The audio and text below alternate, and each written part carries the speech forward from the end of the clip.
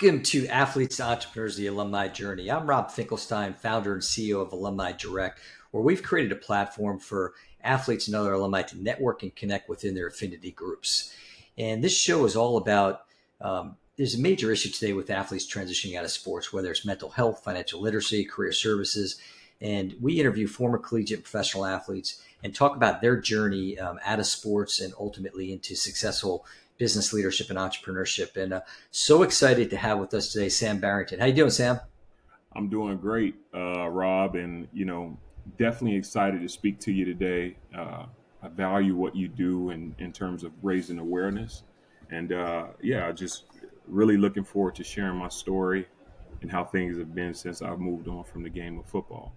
Yeah, absolutely. And so Sam is, I think you're the second Green Bay Packer. We talked a little bit about Brett Hundley was on a previous episode. So Sam played football at University of South Florida and then went on to a successful career in the NFL, played for the Packers, played 5 years in the NFL. And then when he got out, he got into marketing, started a marketing company, and also got involved in the family business. Ultimately, today he's the president of Sky Limit Crane and Rigging. And so you're doing a lot of things. We're talking about, got my head spinning a little bit, like a lot of, you're juggling a lot of different things. Sam, talk a little bit about growing up playing sports and how that shaped you leading up into college. Yeah, so I think a lot of, and it's a really interesting thing to see because I graduated high school in 2009, so that means I was playing Pop Warner football around 2001, 2003. You know, so much about the game has changed for amateur sports, right? These kids are way more skilled than we were. A lot of guys during my time, made it to college or high school really off of raw talent, and then you really lucked up if you had a good high school program that knew how to develop, athletes. And I was fortunate enough to be one of those guys where my high school coach, he had a history of developing guys and taking them from middle school, giving them a baseline, giving them a fundamental baseline, and helping them to the point where once they got in college, those guys could stand out and compete to be on a team based upon their ability to play the game the right way. Obviously, the intangible character traits, are very important. But I'm just seeing a lot of parents take the opportunity to develop their children through training, through amateur sports. They're taking it very serious, probably putting more money in amateur sports now than we've ever seen.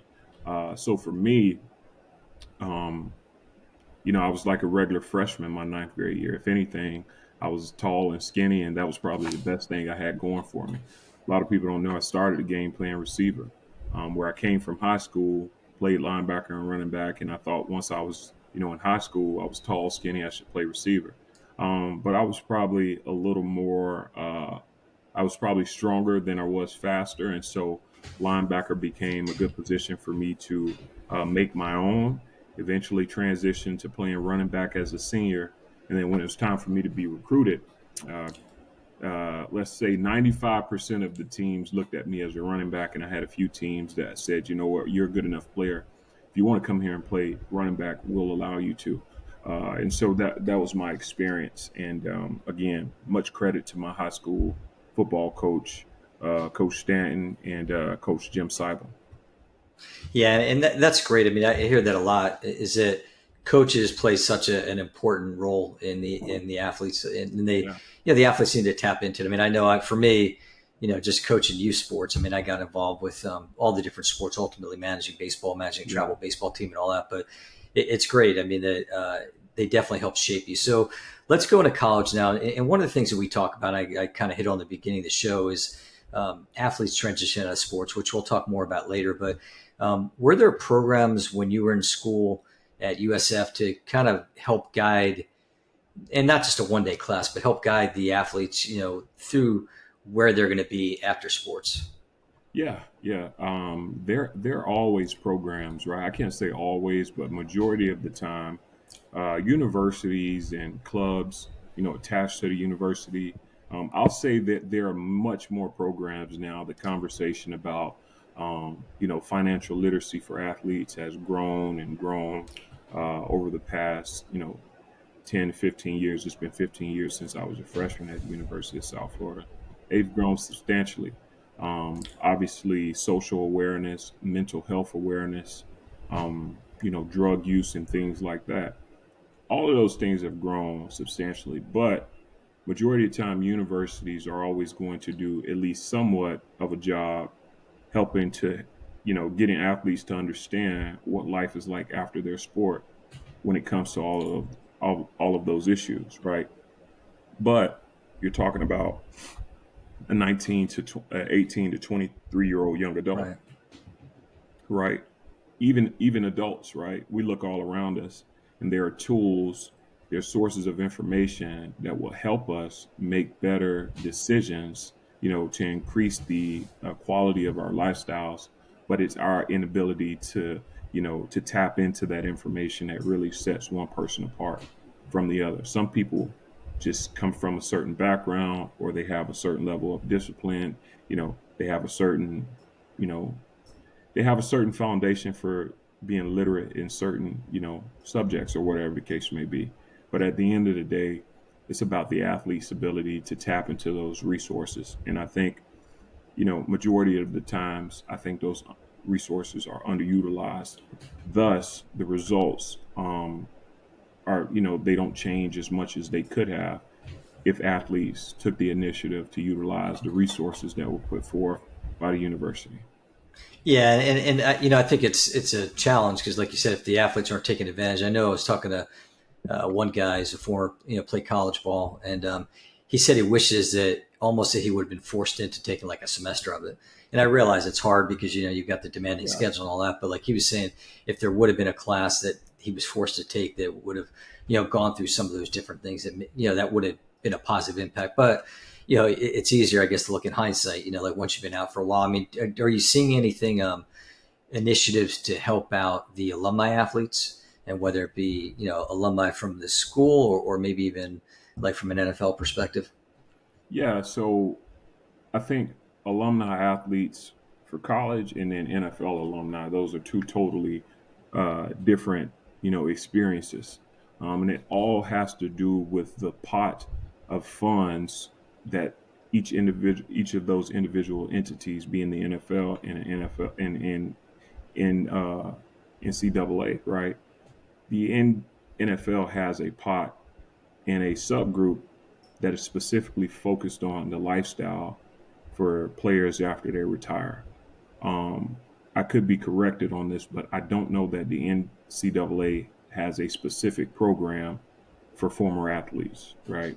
What I do know is that it's up to each individual university to determine, right, how they're going to treat and advocate for the athletes that have come through that university and moved on. It's a very difficult task for most universities because, again, football, 30 seniors every year, basketball, a few seniors, or whatever the case may be. So through time, that number becomes very, very large, right? Right. In most universities, a lot of their revenue comes from gifts, right? And then obviously tuition payments and things like that.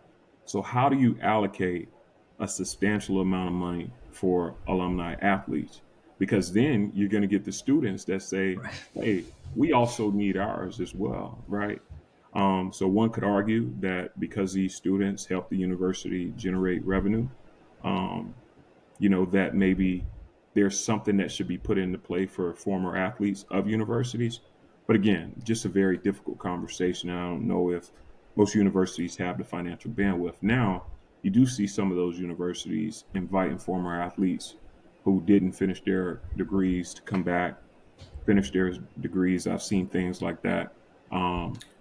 Or, sometimes, man, just getting guys back in the room and getting them around each other, right? That has a huge, positive effect on guys who, had a lot of their glory days, here, and now they're probably working a job that they're not quite happy with. They're a father now, and they got the pressure of their family. And so that's a difficult thing. So getting guys back around has been big, especially at USF. I've seen that.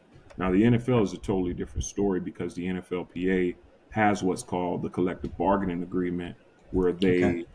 work with the NFL to create programs, resources, and tools for former players to increase the quality of their life after football, like I spoke about. And I'm an individual who can speak towards that, wholly, specifically because I've taken the initiative to utilize some of those resources. The NFLPA actually paid for my scholarship to go get my executive business degree at the University of South Florida. But again, that's a resource that's available for all guys who played more than 2 years, but they have to tap into it and have the Right. want to go back and finish that degree as well. So it's kind of a, I guess it's a, obviously it's an awareness thing, and then it's just, Yeah. they've got to be able to do that. So let's talk about networking, connecting, and kind of walk me through your thoughts on and the importance of doing that while you're still like in college, before that. Yeah. So I think it's very interesting, man, because for a while, this whole idea of going to networking events, people thought that, it immediately afforded you opportunities, right? Where it's like, hey, you're in a room and that room is a collection of people who are all looking to grow whatever their individual situation is, right? Now, some people, if it's a networking event, held by a certain entity, sometimes, you know, their leaders being in the room is just them doing their due diligence, and that's what it's about. But this whole idea of networking and intentional networking, it's become very interesting, right? For me, my first few years out of the NFL, every networking event that was had, I was making sure I was there front and center. Um, and I think what I gained from those events beyond anything was understanding how to communicate with professionals.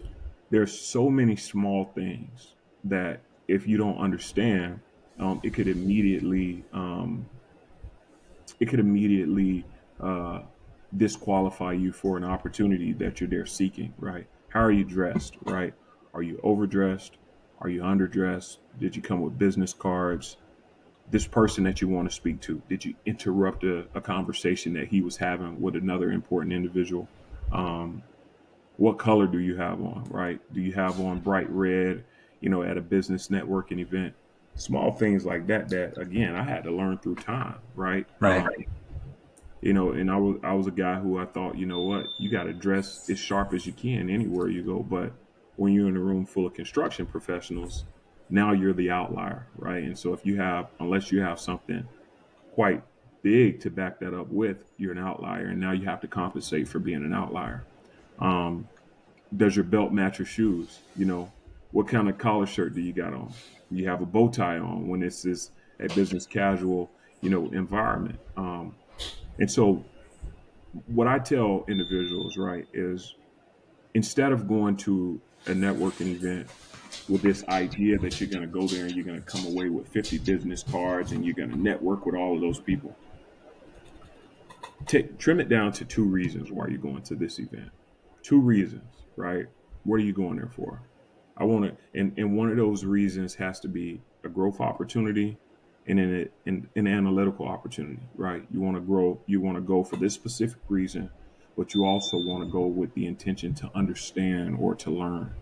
Some of those events, I got to the point where it's like I wasn't going there to meet anybody and have any conversations. I just wanted to read the room, better understand this initiative, and see who else is in the room. Because it got to the point where I was going to networking events. Um, I got to the point where I got into this atmosphere of entertainment, and so I'm at the Grammys, and it's like other than entertainment, there was no reason for me to be at the Grammys Right. because the people that I do business with, they weren't at the Grammys. Now, because and that was a very, very interesting time for me because I was in between two places. Now, if I want to go be an entertainer on the weekend, right, and project my commentary ability and things like that, and just my ability to public speak, I had to show up as that person. But when I'm in Miami and there's a new development that the Miami Chamber of Commerce is hosting, those people don't care about that. There's some rooms that I walk into, I won't even tell people I play in the NFL. Right. because they immediately put you in a category. And so I just allow the NFL to serve as that wow factor as opposed to leading with the fact that I played football. Yeah, that's interesting. I think it's important. We talk about networking, connect, even like, when you're in college, maybe even when you're in high school, because if you think about just you never know, like, whether it's your friends, parents or coaches and stuff like that. But like I was talking to one agent, and he said that the biggest issue he sees a lot of athletes, they don't network and connect when they're when they're playing. And he just said that that's the best time because they're still relevant. Like people remember again, whether it's as a college athlete or professional athlete. Yeah, but I mean, I get the premise of what he's saying. But a lot of the times, an athlete hasn't developed what their after career, what they're going to do after their True. career is Yeah. over. So you're in the room, you're relevant. Best case scenario, you get a contact that you Right. can follow up on, right? But there's no way. I mean, don't get me wrong now. There are people that I met during my playing days that I'm able to capitalize on those relationships now. So if you're gonna go to a networking event with the intent to get contacts because you think that when you're finished you're gonna get into this career field, great. But at the end of the day, you're in the room as a college athlete. Right. That's how they see you. I just don't know that how much of the relationships that I built while I was in the NFL or in college am I able to monetize on now because I didn't know, what life after football looked like. I mean, the good Right. thing is they can see the consistency and say, "Hey, Sam, a lot of times I'll hear people say, you know what, when you were young and you were in college and you came to this networking event, I knew you had a bright future ahead of you, right? But it's not like that moment afforded me any opportunities for now." So to close out that thought, I think it is really valuable to go to these events and get business cards and just maintain a phone book of individuals. So whenever your time is over, you can reach back out to those individuals and say, "Hey, this is what I'm doing now. We connected while I was playing. Do you have an opportunity to sit down with me and just kind of help me understand, et cetera, et cetera?" Yeah, and I think the key there he said too is just relationships. I think I always talk about networking, connecting, just the importance of building relationships to kind of have that pay it forward mentality of just going in, not looking at what's in it for you, but like how can you help other people. And it was interesting. I was talking to like two or three college athletes now, and they just said that they've never been taught how to network and connect, and it's something that they see the value of is just as they progress, whether it's helping them where they're at now, like in college, or to your point, knowing that in the future, if you've built this relationship, now you can kind of go back to them. So Yeah. it's good. I think it's important to tap in. So let's kind of related to that. Let's talk a little about alumni engagement. Obviously, Alumni Direct is something important to us. When you were at USF, were the alumni coming back to help and interact with the athletes? And I don't mean just like the one time game or like homecoming game, but like, did you see any of that, or are they doing it today? I think we're definitely more active now than we were in the future, but I mean in the past. But I think one of the components is that's not talked about enough is what I said earlier. If there's not a particular fund or a source of financial resources that are specifically, utilized for an alumni engagement, I think the volatility over time maybe discourages the overall act of alumni kind of repatriating and staying engaged with their university. A lot of these guys, there is a sense of entitlement. And I'm not saying that they shouldn't be entitled, right? They helped build this university. So when they come back around, they at least want to be treated or shown that they are appreciated. But what we found difficult at the University of South Florida is I won't necessarily say we've, but what I've noticed is that when there's a turnover in coaching staffs, one coaching staff might see alumni engagement a certain way, another coaching staff might see it totally different. But when there's an alum that has over the past 15 years, five different head coaches, it's like, how do you stay engaged when there's so much turnover? The only way is for there to be an entity specifically designed to engage with alum. And we do have that at USF, but even they have their challenges. I think for alumni, speaking on behalf of the alumni, it's not just up to the university. It has to be a part of your value system, right? Right. My career was everything I wanted it to be at the University of South Florida, right? So it's part of my value system to give back. Now, I'm fortunate enough to give back at, a multitude of capacities, but it's part of my value system. Whereas somebody else, let's say they were a superstar in high school, they got to USF and they didn't play as much as they wanted to, they didn't make it to the NFL.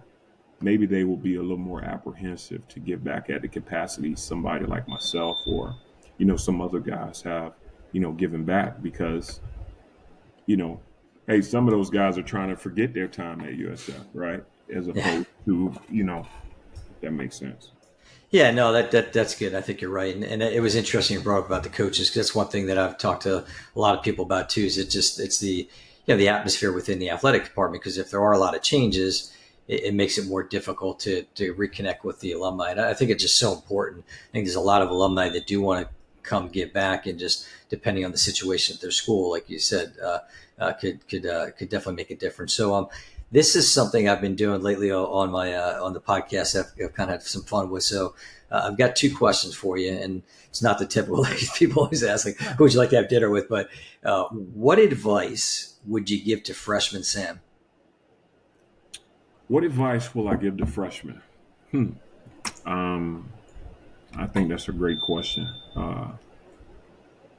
I think don't make any decisions that your future self would regret, right? And so that's a very broad piece of advice.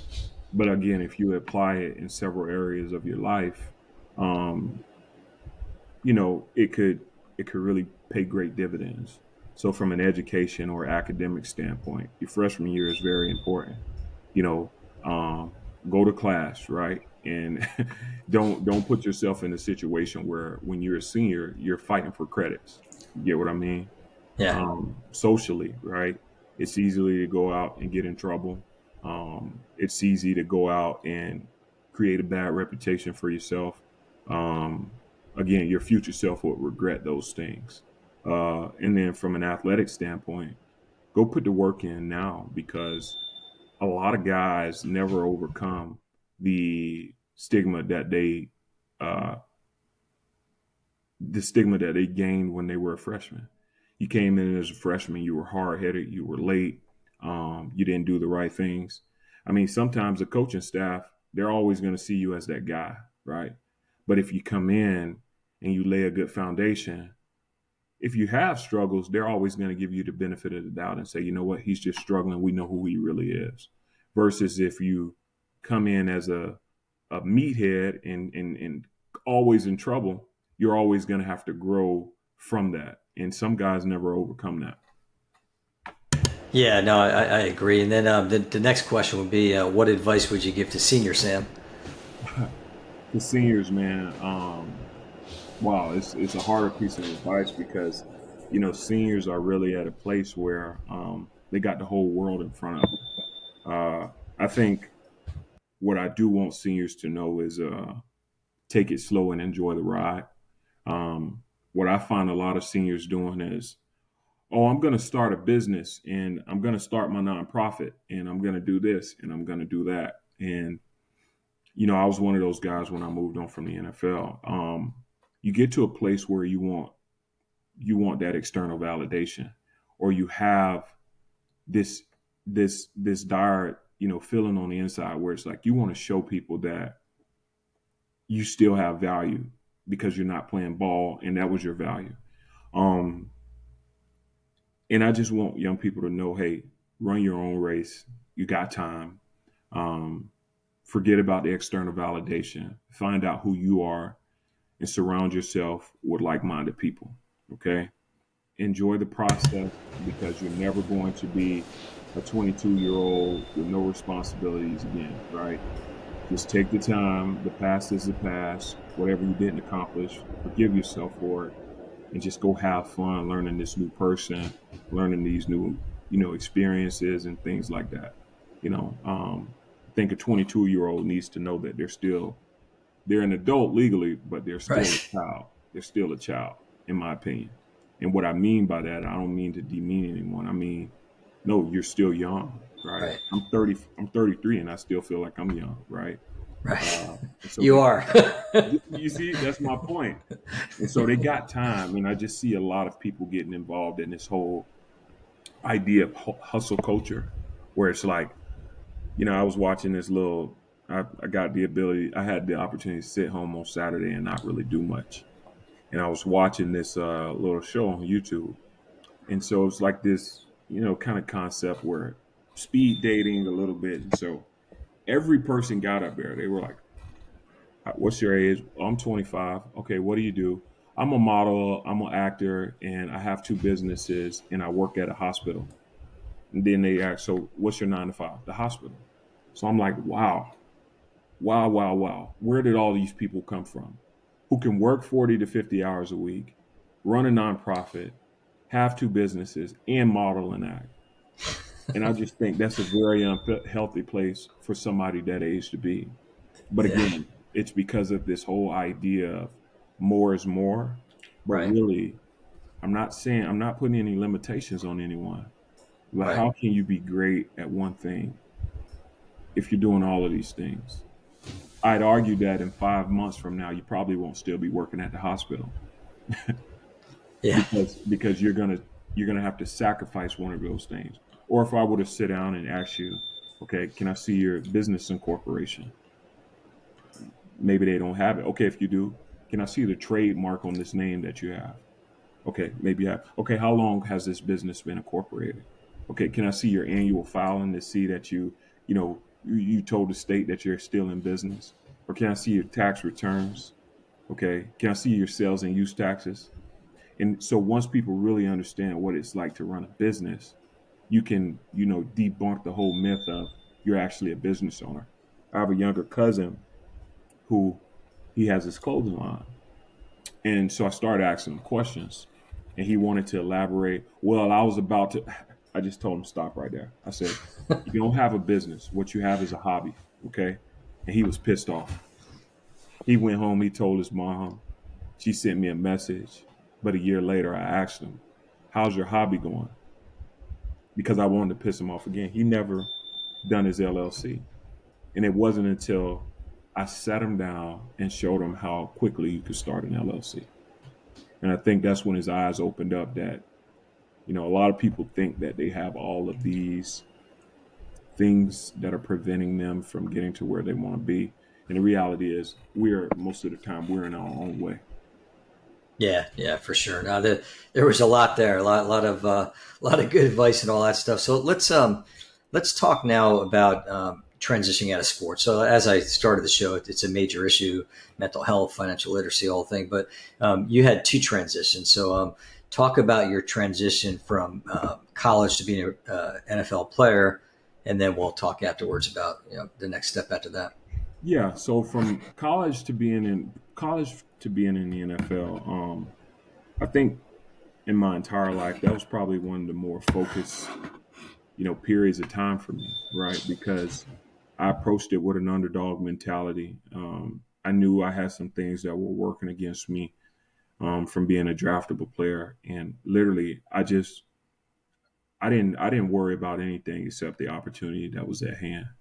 And so I was on my way to the NFL, but for a young person that might be on their way to working in finance, I do think you have to have a healthy, balance, work to fun ratio. But I think beyond anything, when you're transitioning from college, that first 2 to 3 years, you need to laser focus in on something. Laser focus, right?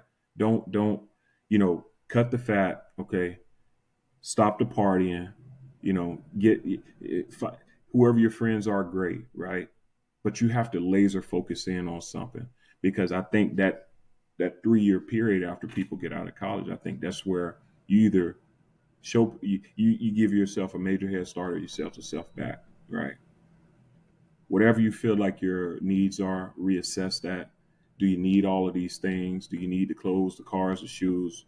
Or do you just need a bike, an apartment, and a job, right? And if you can minimize things to that, give yourself a nice little nest egg, you can put yourself in great position. I see more people hurt themselves during that period than help them. Yeah, no, absolutely. There's definitely some good advice there, especially kind of being laser focused and with that whole transition. So once once you were done playing the NFL, now I mean, you're still involved, but like it's kind of like you've played your whole life. You started, you talked about youth sports and going through high school and college, now NFL. So talk a little bit about your transition then into the work world, and maybe some keywords of advice to other fellow athletes. Yeah. Um, wow. I mean, moving on from the NFL, it looks differently for everybody. Um, my nonprofit model that I'm working on, we, we kind of understood that guys come from the NFL with three different identities. I made no money at all, and I need to start